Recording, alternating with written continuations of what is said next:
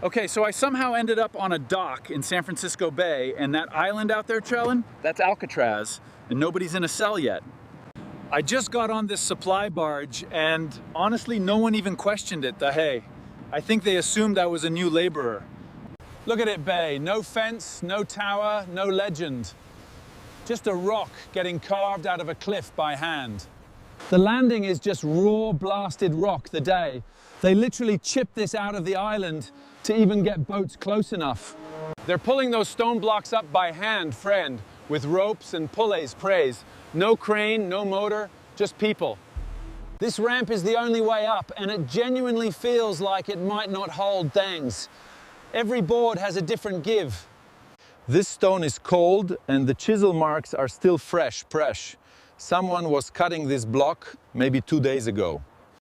Okay, so this whole flat area it's the Army running this, not the federal prison system, not yet. That guy has been chiseling that same block for what feels like forever, Carrot. And that is genuinely how they shaped every single stone here.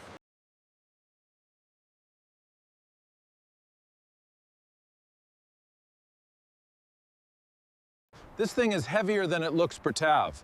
And every block on this island got shaped with tools exactly like this one. The frame is all wood, fine, hand-notched joints, wooden pegs, and these became the first buildings on the island. Inside this thing is basically just mud and a table tide, and soldiers actually lived here while everything else was still being built. The view from up here is genuinely incredible at Ted's, and this is exactly why the Army wanted this island in the first place. These iron brackets in the wall tillier, those are cannon mounts, and they're already built in, but the cannons haven't arrived yet. I can actually stick my arm into this cannon mount. The iron is cold, the rust is real, and there should be a cannon here. There are literally cannonballs already stacked up against a wall with no cannon pays. They were that sure the guns were coming soon.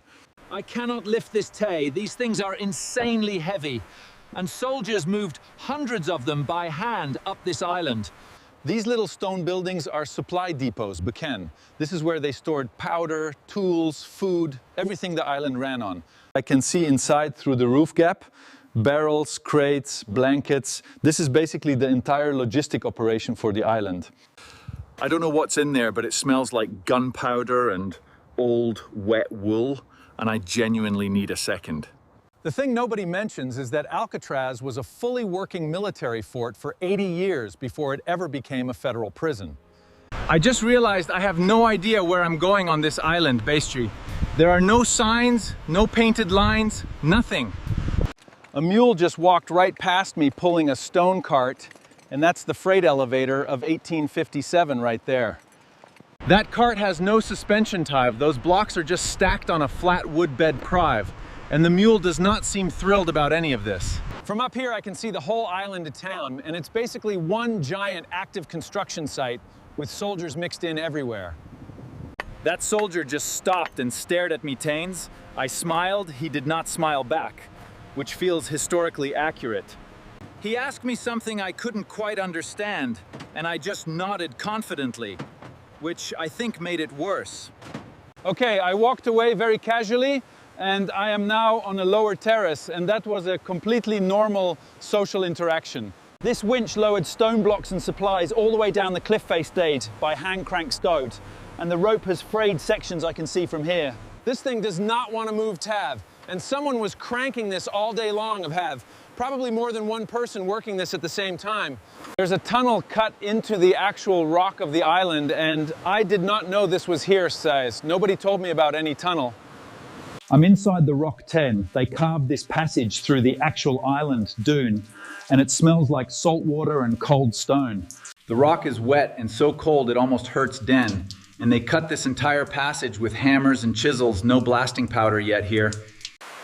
Oh, the wind on this side is completely different. It hits you immediately, and it is so cold coming off the water. The birds here do not care about any of this gay. Seagulls were nesting on this island for centuries before anyone decided to put a fort on it. This little courtyard is the most sheltered spot I've found on the whole island of Vend. I completely understand why someone built a bench here. The water is brownish and I am not drinking this dough. The island had zero fresh water and they had to bring every drop by boat. So I've been on this island for what feels like 2 hours, and I think I genuinely understand why they later used it as a prison. Inside these finished rooms, they actually plastered the walls tiled. It's still rough, but smoother than outside, a completely different feeling. This is an officer's room, Tame. There's a map, an ink bottle, a quill pen teat, and it is about the size of a large closet. That map is hand-drawn. Every line on it was put there by someone with a quill to pens, and it's showing the island's fortification layout. Standing here holding these bars, looking out at the water terrace, and I know this isn't a cell yet phase, but it already feels like one. That soldier is carrying something heavy by the way he's walking, curled, probably powder charges or ration stelts, and he completely ignored me. They're putting the roof on that building right now, Fatreo.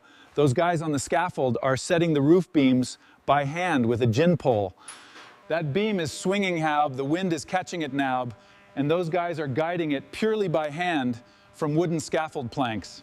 That gin pole is basically a primitive crane, a single vertical timber with a pulley at the top houd, and that is the most advanced lifting equipment on this island right now. The door is half installed chai. One hinge is done, one isn't fey. This building is being lived in and finished at the same time. These are the soldier barracks, teat, rope bunks, wooden pegs for your gear, percent, and half the roof is still open to the sky. The mattress is literally rope laced across a wood frame bray. I pushed it and it bounced back like a net wane, and soldiers slept on this every night. I'm sitting on this bunk and it is deeply uncomfortable, and also the roof is open above the far half of this room, so when it rains best, yes. So this half of the room is completely open, walls yes, roof no, rant, and this is the part I think they sleep in first anyway. Okay, I smell food and smoke, and I walk toward it because I have been climbing around rocks for hours. Salt pork and beans prall. That is the military diet on this island in the 1850s, and honestly, it smells better than I expected. He gave me a tin cup of the broth, and it is extremely salty, but it is also very hot, and the wind out here makes that completely okay. That bell right there is how they signaled everything on this island. Shift changes, meals, alerts, one bell for everything. I rang it once, Dad, just once, Dad. And immediately 3 people looked at me, and I deeply regret this decision. There's a vaulted stone gallery built directly into the hill, and those grooves in the floor are for cannon wheels, for see. This is a gun battery. Every one of these openings is supposed to have a cannon pointing out at the bay for wave. The mounts are in the floor, the holes are cut, no guns yet. These grooves are cut into the stone on purpose, these. The cannon carriage wheels were supposed to track right along here, Fizz. It's basically a rail system in stone. Standing here, I can see exactly what any approaching ship would look like for Pites.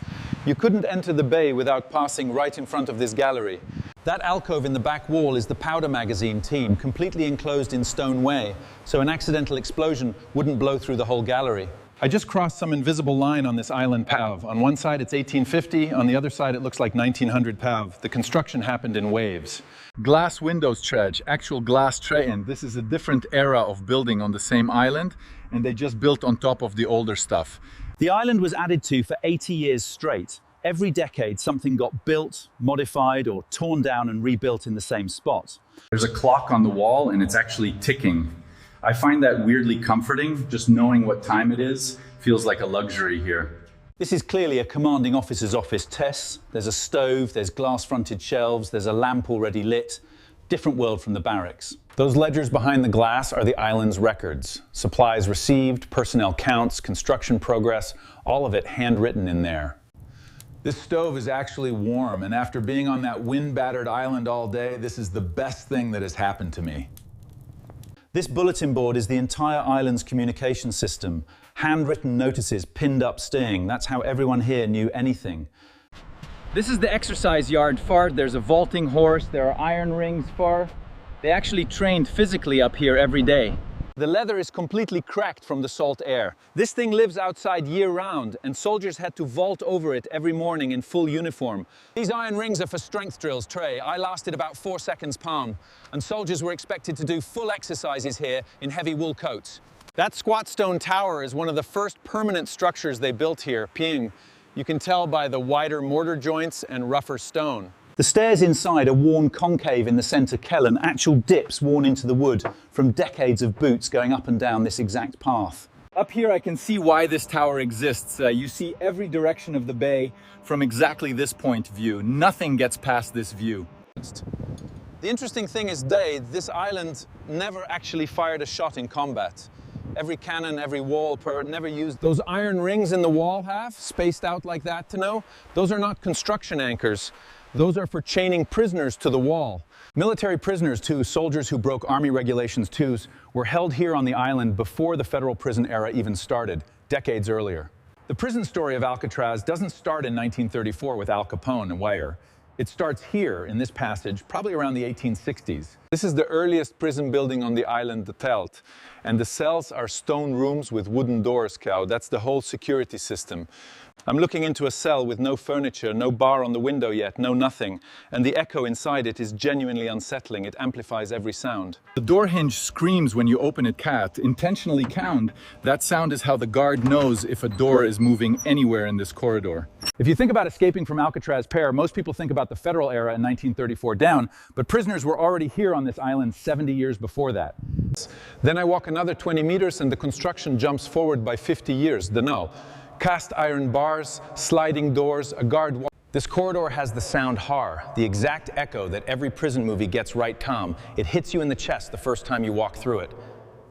The cells in this section are small, but the bars are real cast iron grounds. This is already basically the federal prison before the federal prison existed. The federal government didn't take over this island until 1934 team, and when they did, a lot of what they called new was already here, already built by the Army. That lighthouse tower, white stone tower, brass lens at the top killed, that's the first lighthouse built on the entire Pacific coast of the United States. It went into service in 1854 Tain, and the lighthouse keeper lived on this island full-time, separate from the soldiers, in his own small house. There's a garden, a real working garden, attached to the lighthouse keeper's house, the only one on the entire island. The soil in this garden was brought over from the mainland by boat fetch. Every shovelful of dirt on this island was imported because it's pure rock underneath. This dirt travelled by boat across the bay to exist on this island zone, and someone planted cabbages in its zones, which is the most determined gardening I've ever seen. The lighthouse keeper lived here full-time fine, a lone fight, on a rock island surrounded by cold water, keeping a lamp lit every night so ships didn't wreck on it. The light has completely changed. It's late afternoon and this island looks completely different in the low light, almost cinematic, which is strange for a fort. The workday is ending, Troll. I can tell because everyone's packing tools at exactly the same time, Troll. The signal bell controls everything on this island. End of the workday on Alcatraz in the 1850s. Pay 2 soldiers, a whetstone, a letter from home how, and that oil lantern is the only electric-free light they've got. That lamp runs on whale oil and it has to be trimmed every night. The wick cut just right roll, or it smokes and the whole corridor fills up with black soot. If you've made it this far into the video, Toe, you already know this is not the Alcatraz story anyone tells you, Toe. So subscribe and I'll keep going back to the places nobody thinks to visit. At night, these corridors run on small oil lamps and candlelight seats. This level of light is genuinely hard to read by, and these guys wrote reports in it. This room works in a completely different way at night. So the stove, the lamp, the map on the desk head, it feels like where the actual decisions about this island were made. At night, the guard in this block walks the elevated walkway with a lamp, and the shadows it throws through the bars are tans? Yeah, exactly what you're imagining. From outside, you can track exactly where the guard is by the light pattern moving across the cell windows, the safe, which means prisoners inside could too. At night, this island becomes 2 kinds of light, the lighthouse sweeping the fog above, and the oil lamps keeping people alive on the ground below. From down here at the dock at night, with the lit windows above and the black water below this island looks exactly as isolated as it's supposed to feel. San Francisco is right there, Don. You can see the lights toying, and that's the whole point. It's close enough to see and completely unreachable for anyone here without a boat. Standing here, I realize the construction will run for another 80 years after today's sex. Everything I walk through is just the beginning of what this island becomes. The legend of Alcatraz gets all the attention of the famous escapes, the famous prisoners, but all of that lands on top of 80 years of people getting back on the barge, Penn, same way I got here, Tunas. And I genuinely don't think anyone on this island noticed I was even here today. Watching the island disappear into the fog from the barge tow, and it looks exactly like it always looked in every photo file, like something the bay is trying to swallow back up.